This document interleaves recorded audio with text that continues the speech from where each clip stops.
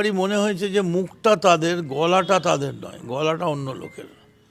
গলাটা বিকাশ রঞ্জন কথা বলছে, গলাটা বিজেপি কথা বলছে। কন্যাহারা বাবা মার গলাটা অন্যরকম হয়। এবার ওরা যখন বললেন আমরা, তখন মমতা ব্যানার্জি সরকার সহ সবাই তাই চাইলাম। এবার কোর্ট দেয়নি, বিরল থেকে বিরলতম নয় বলে কোর্ট দেয়নি।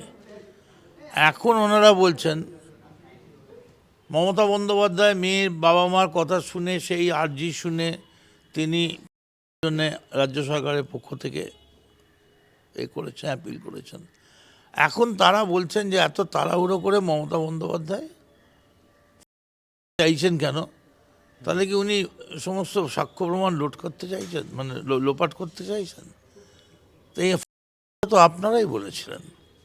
তাহলে আপনারা যদি আগে বিচার হয়ে যাবার পর এখন বলছেন আমরা চাই না, আমরা চাই আরও বিচার হোক, বিরল থেকে বিরলতম। এই বিচারের অর্ডার তো দেবে কোর্টের বিচারপতি, মমতা বন্দ্যোপাধ্যায় কি করবেন? তাহলে আমাদের প্রাক্তন মুখ্যমন্ত্রী বুদ্ধদেব ভট্টাচার্যের স্ত্রী, যাকে আমরা ব্যক্তিগতভাবে, যে বাংলার মুখ্যমন্ত্রীকে আমরা অনেকেই শ্রদ্ধা করতাম, তার আচরণ, তার ব্যক্তিগত এর জন্যে, তার স্ত্রী মীরা ভট্টাচার্য রাস্তায় দাঁড়িয়ে বলেছিলেন ধনঞ্জয়ের। তাহলে কি এটা প্রমাণ হয় যে মীরা ভট্টাচার্য ধনঞ্জয়ের মধ্যে দিয়ে বাকি আসামিদের আড়াল করার চেষ্টা করেছিলেন? ফাঁসি তো হয়েছিল। তো এখানে দেখা গেল কলকাতা মাঠে ফুটবল ময়দানে খেলে কলকাতা পুলিশ 24 ঘন্টার মধ্যে যা করলো, তারপর 90 দিন ধরে কুম্ভমেলার জল খেয়ে সিবিআই একই জায়গায় দাঁড়িয়ে বলল যে না, এই ছেলেটাই দায়ী, এই সব করেছে। এবং আমি কাল রাত্রে প্রায় রাত 4টে পর্যন্ত আমি ধনঞ্জয় ছবিটা আবার দেখেছি, এবং আমি নিজে বোঝার চেষ্টা করেছি। আমারও সন্দেহ হয়েছিল যে একা এই ছেলেটির পক্ষে সম্ভব কিনা। তো সেটা তো আমরা বললে হবে না, এমনকি সরকারি এজেন্সির থেকে প্রাইভেট এজেন্সির গুরুত্ব অনেক বেশি, মানে কেন্দ্রীয় এজেন্সির। তো সিবিআই তাই একই কথা বলেছে। তা আমি অত্যন্ত দুঃখ পেয়েছি, আমি কাল সারা রাত ঘুমোতে পারিনি, যে আমার কথাটা সম্পূর্ণ ভুল বুঝেছেন তার পিতামাতা। আমি বলেছিলাম ডায়না যখন মারা যায় তার জন্য এত ফুল হয়েছিল, ব্রিটিশ গভর্নমেন্ট সেই ফুলগুলো নষ্ট করেনি, রেখে একটা ফুলের মিউজিয়াম করে দিয়েছিল, যে টাকা থেকে ভালো কাজ হতো মানুষের, মানে এত কোটি ডলার পাউন্ড হয়েছিল। তো সেরকম যদি আপনারা চান এই মেয়েটির নামে কোনো ইনস্টিটিউশন, কোনো স্মরণিকা, কোনো ল্যাব, কোনো কিছু হোক, তাহলে আপনারা বলুন, সরকারকে বলুন, আমরা সবাই আছি, সবাই মিলে টাকা দিয়ে। কারণ ডাক্তাররা আপনাদের টাকা কি দেবে না? কারণ ডাক্তারদের তো যখন আন্দোলন চলছিল খবর বেরোলো কয়েক কোটি টাকা ডাক্তারদের জন্যই জমেছে, তার থেকে তো 1 পয়সা আপনারা নিয়েছেন বলে কোনো খবর নেই। আমি সেইটাই বলেছিলাম যে যদি আপনি তার স্মরণিকা রাখার জন্যে কিছু করতে চান, আমরা সবাই মিলে দেবো। আমি শুনলাম তিনি বলেছেন যে মদন মিত্র যত টাকা দেবেন আমরা তার ডবল টাকা দিতে রাজি আছি। একেবারে মানে আপনার যে কথা, সেই কথার কোথাও গিয়ে কি ভুল ব্যাখ্যা করা হলো? মানে আপনি বলেছিলেন যে টাকা, মানে অনেকে বলছেন, বিরোধীরা বলছেন যে তৃণমূল চাইছে সব কিছু টাকা দিয়ে কিনে নিতে। না, একদমই ভুল। বিরোধী মানে কে? রাহুল সিনহা। হারাধনের 10টি ছেলে ঘুরে পড়া ময়, একটি কথা হারিয়ে গেল রইল বাকি নয়। একটা হারাধন, ওর মা কি করে রাহুল রাখলো কে জানে। ওর নাম হারাধন রাখা উচিত ছিল। জীবনে কোনো নির্বাচনে খালি দাঁড়িয়েই গেছে, জীবনে জিততে পারে। যাকে মানুষ বিশ্বাস করে না তার কথা দিয়ে কি এসে গেল? আমার কথা সম্পূর্ণ ভুল বোঝা হয়েছে। আমি যেটা বলতে চেয়েছিলাম যে আসুন আমরা সবাই মিলে, এই যে একটি মেয়ে অস্মিকা, তার 16 কোটি টাকা লাগবে একটা ইঞ্জেকশানে, আমরা সবাই মিলে পাশে দাঁড়িয়ে চেষ্টা করছি।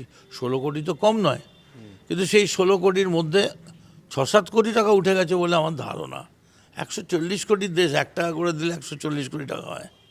সেইটাই আমি বলেছিলাম, মেয়েটাকে অমর করে রাখার জন্যে, তার নামে একটা কিছু করার জন্য যদি প্রয়োজন হয়, তার আত্মার সামনে, তার মা দেখবেন, বাবা দেখবেন রোজ একটা ভালো কাজ হচ্ছে, তার জন্য যদি টাকা লাগে আপনারা বলুন, আমরা সবাই মিলে। সেইটা আমি শুনলাম ওরা বোধহয় ভেবেছেন আমি টাকার অফার করছি, টাকার অফার করে কী হবে, আমি কি মেয়েটার প্রাণ ফেরাতে পারবো? তা ওরা শুনলাম যে বলেছেন যে দরকার হলে আমরা ডবল টাকা দেবো, মদমিত্র যা বলেছেন। তা আমি জানি না এই ডবল টাকা আপনারা কোত্থেকে দেবেন, কি এই টাকার সোর্স। এত টাকা আপনাদের আছে এর আগে আমি জানতাম না, আমার ভুল হতে পারে। তবে আর যাই করুন, ওই কালো হাতের যে ধান্দাবাজগুলো কালো মুখোশ পরে হুপ হুপ করে ঘুরে বেড়াচ্ছে বারান্দার এদিক থেকে ওদিক, কখন একটা গলিয়ে দেওয়া যায় অভয়ের নাম করে, একটা সিট পাওয়া যায়, তাদের ওই বিজেপি সিপিএমের টাকা, ও টাকা কালো টাকা, ওতে আপনার মেয়ের আত্মা শান্তি পাবে না। ওদের থেকে কোনো মদত নেবেন না। বাংলার মুখ্যমন্ত্রী আপনারাই বলেছিলেন, মুখ্যমন্ত্রী প্রথম দিন এসছেন, প্রথম দিন থেকে আপনারা বলে গেছেন হ্যাঁ উনি যথেষ্ট বেদনা হতো। হঠাৎ এমন কি ঘটনা ঘটলো? তাহলে কি এখন প্রজাতন্ত্র দিবসের এই সবে হলো, এখন কি আমরা সংবিধান পাল্টে বলে দেবো যে বিচারপতি পারবেন না দেবে বাংলার মুখ্যমন্ত্রী বা যে কোনো রাজ্যের মুখ্যমন্ত্রী বা পলিটিক্যাল নেতারা? এটা তো হয় না। বিচারপতি, তা আপনারা বিচার চাইলে বিচারপতির কাছে যান। আমরা বিচারপতির কাছে গেছি আইনি বলে সঙ্গে সঙ্গে সিবিআইকে লাগিয়ে দিয়েছে যাতে আমাদেরটা কেঁচে গন্ডুস হয়ে যায়। ফলে এতে যদি ওর বাবা মা আঘাত পেয়ে থাকেন, আমি করজোরে ক্ষমা প্রার্থনা করছি। কারণ তার বাবা মা যেমন আমারও বাবা মা, তেমন আমারও ঘরে সন্তান আছে, তাদেরকে কোনোভাবে আঘাত করার ইচ্ছে আমার ছিল না।